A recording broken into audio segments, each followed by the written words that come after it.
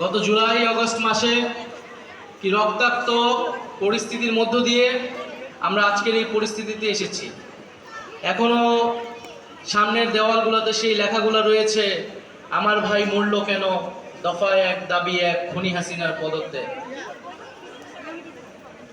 আজকের সেই July August অভ্যুত্থানের মধ্যে আমরা এই কলেজের আমাদেরকে দুই ভাইকে শহীদ হতে হয়েছে। এই শহীদ হওয়া অনেক বেশি গৌরবের, অনেক বেশি মর্যাদার।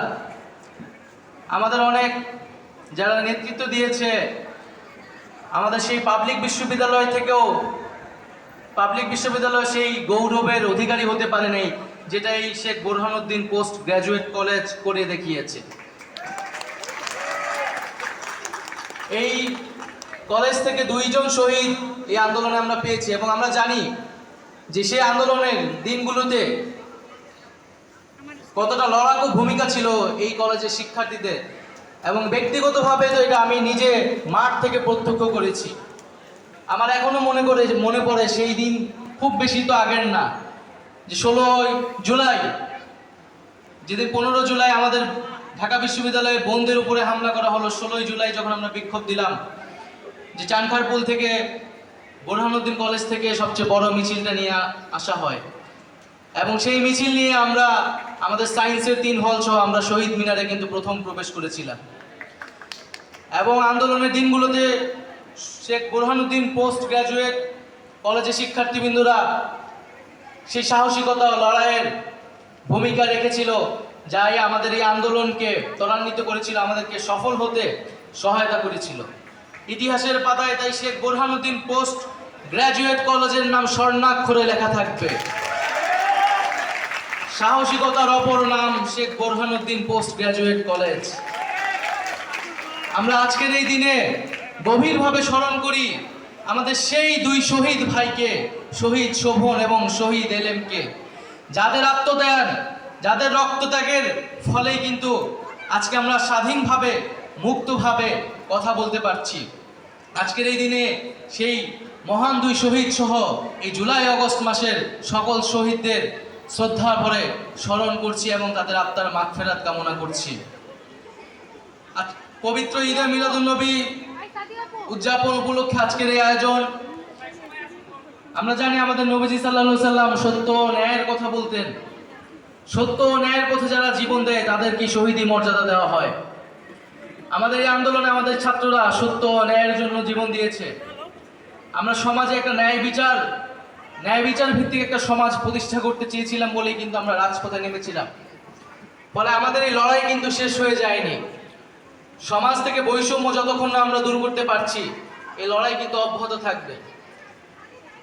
তবে খুব খুশির খবর, বা আমাদের দেখতে ভালো লাগছে যে আমরা যেটাকে বলছি নতুন বাংলাদেশ, সেই নতুন বাংলাদেশে আজকে আমি সরকারের প্রতিনিধি হিসেবে এখানে আছি, এবং আমার সামনে সরকারের সমালোচনা করা হলো। এবং আমরা এমন একটা বাংলাদেশে আসলে দেখতে চেয়েছিলাম, যেখানে সরকারের প্রতিনিধির সামনে আত্মবিশ্বাসের সাথে প্রশ্ন করা যাবে, সমালোচনা করা যাবে এবং জবাবদিহিতা চাওয়া যাবে।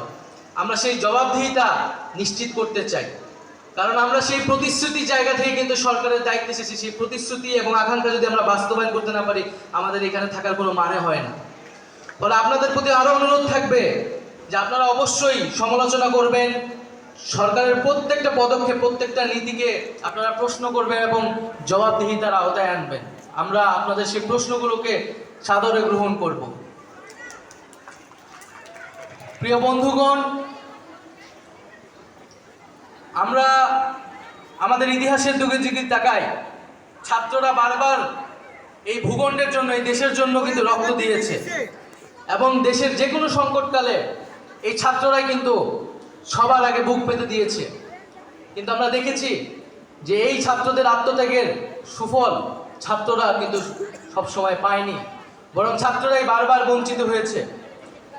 যে ছাত্রদের আত্মত্যাগের ফলে আমরা একটি স্বাধীন দেশ পেয়েছি, আমরা 90-এও স্বৈরাচার মুক্ত করেছি, এমনকি আমরা 2007-08-এও কিন্তু এই ছাত্ররাই প্রথম আন্দোলন করেছিল সেই 1/11 সরকারকে উৎখাতের জন্য। কিন্তু আমরা বারবারই দেখেছি যে ছাত্রদের আত্মত্যাগ, লড়াইয়ের পরে ক্ষমতাটা চলে যায় রাজনীতিবিদদের হাতে এবং ছাত্রদের দিকে কিন্তু আর কেউ ফিরে তাকায় না। ছাত্রদের আত্মত্যাগের ফলে একটা স্বাধীন দেশ আমরা বারবার বলি, কিন্তু আমরা দেখি এই স্বাধীন দেশেই গত 50টা বছর ধরে আমাদের শিক্ষার্থীরা কিভাবে জীবনযাপন করে, আমাদের শিক্ষা ব্যবস্থার কি বেহাল দশা।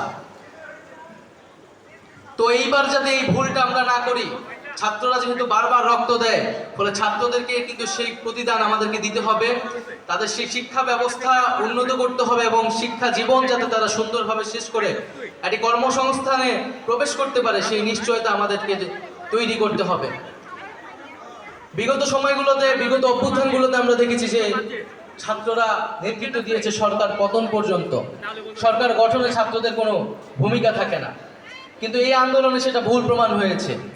এই আন্দোলন কিন্তু সামনে থেকে ছাত্ররাই নেতৃত্ব দিয়েছে এবং সরকার গঠন পর্যন্ত কিন্তু ছাত্ররা ভূমিকা পালন করেছে। ফলে আমাদের যে দেশ গঠন প্রক্রিয়া চলছে সেখানে শিক্ষার্থীদের অংশগ্রহণ, তরুণদের অংশগ্রহণ ব্যাপকভাবে প্রয়োজন এবং শিক্ষার্থীদের উপরে কিন্তু দেশের মানুষ সেই আস্থাটা এখনো পর্যন্ত রাখছে। আমাদের সেই আস্থাটা কিন্তু ধরে রাখতে হবে।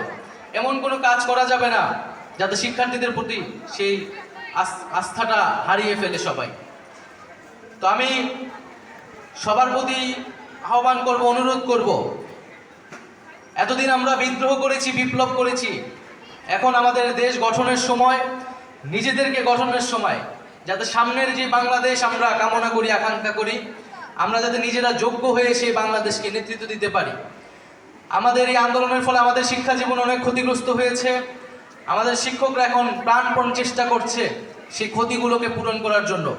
আমরা যাতে আমাদের শিক্ষকদেরকে সেই সহায়তাটুকু করি, আমরা যাতে আমাদের ক্লাসরুমে ফিরে যাই, আমাদের শিক্ষা জীবনকে আবার সুন্দরভাবে আমরা সম্পন্ন করি এবং আমরা জাতির প্রয়োজনে, দেশের প্রয়োজনে, জনগণের প্রয়োজনে রাজপথে নেমেছিলাম।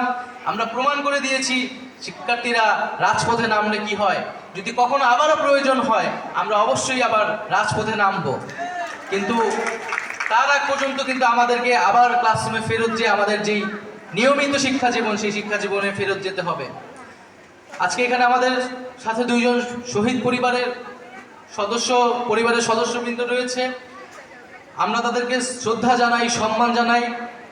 তারা বীরের পরিবার, বীর সন্তানকে তারা জন্ম দিয়েছে, লালন পালন করেছে এবং দেশের জন্য সেই সন্তানকে আজকে জীবন দিতে হয়েছে।